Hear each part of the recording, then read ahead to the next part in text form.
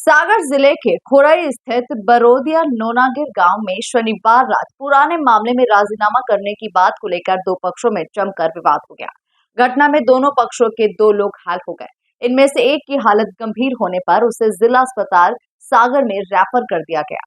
देखिए रिपोर्ट। सागर जिले के बरोदिया नोनागिर गांव में पुराने मामले में राजीनामा करने की बात को लेकर दो पक्षों में शनिवार रात जमकर विवाद हो गया। राजीनामे की बात के दौरान आरोपियों ने धारदार हथियार से हमला कर राजेंद्र अहिरवार पर हमला कर उसे भी गंभीर रूप से घायल कर दिया। जहां घायल पप्पू रजक और राजेंद्र अहिरवार को घायल अवस्था में सिविल अस्पताल में भर्ती कराया गया, जहां प्राथमिक उपचार के बाद राजेंद्र अहिरवार को जिला अस्पताल सागर रेफर किया गया, लेकिन रास्ते में ही उनकी मौत हो गई। इस घटना के बाद मृतक राजेंद्र अहिरवार की भतीजी अंजना अहिरवार अपने चाचा के शव को वाहन में बैठकर अपने साथ गांव जा रही थी। तभी रास्ते में वो चलते हुए शव वाहन से कूद गई, जिससे उसकी मौत हो गई। यहाँ सबके सामने वो गुहार भी लगा रही थी, ऐसा ना हो कि तीसरी मौत हो जाए, मुझे भी मार दिया। जाने के पहले सर ये घटना ये है कि 24/8/2023 को बरोदिया नोनागर में नितिन हत्याकांड हुआ था। तो उसी का मतलब राजीनामा के लिए ये चाचा हैं जिनका अभी मर्डर किया है, तो उसी मतलब राजेंद्र अहिरवार उन्हीं का मतलब ये 302 के गवाह हैं। तो मतलब वो दबा रहे थे, धमका रहे थे कि मतलब तुम गवाही हमारे पक्ष में दोगे। तो ये बोले हम आपके पक्ष में क्यों देंगे, हम तो उन्हीं के पक्ष में देंगे जो सही है वो। तो फिर उसके बाद उन लोगों ने इन पे जानलेवा हमला कर दिया, और जिनने हमला किया है वो 302 के गवाह मतलब 302 में उनके दो लड़के बंद हैं, लालू खान और गोलू खान। उनके पापा थे इशराहील जिनने हमला किया है, और उनके चाचा थे बबलू बहना और फ़हीम खान। और फिर कुछ दिन पहले मतलब आशिक कुरैशी है, उसने राजन चाचा को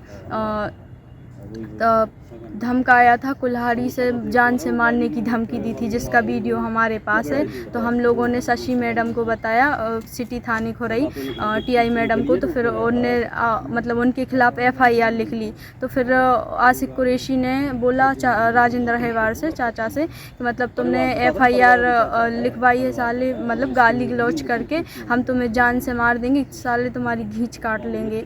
तो फिर उनने सबने प्लानिंग करके और चाचा को कुल्हाड़ी से और डंडों से मर्डर कर दिया। और वो लोग 5 लोग थे। ये कल की घटना है। हम खुरई में थे, हमें फ़ोन आया कि तुम्हारी बहन का एक्सीडेंट हो गया, एम्बुलेंस में से गिर गई और अच्छी भली आ रही थी, अचानक से कैसे गिर गई। ले जाना था तो इस राहतगढ़ रोड से ले जाती, खुरई पे से क्यों ले गए, चलत गाड़ी में से गिर गई।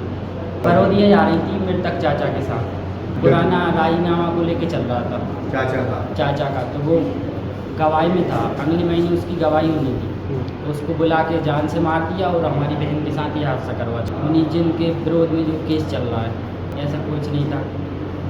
इस पूरे मामले में अतिरिक्त पुलिस अधीक्षक का कहना है कि पुराने विवाद के राजीनामे को लेकर ये पूरा घटनाक्रम हुआ है, जिसमें पहले चाचा राजेंद्र अहिरवार की धारदार हथियार से हत्या और फिर भतीजी ने शव वाहन से कूदकर आत्महत्या कर ली। इन दोनों ही मामले की जांच की जा रही है। खुरई थाना क्षेत्र के अंतर्गत कल का घटनाक्रम हुआ था, जिसमें एक लड़कियों के बीच में विवाद हुई है, आर्थिक घटना हुई थी, जिसमें कल रात में डॉक्टर की डेथ हो गई।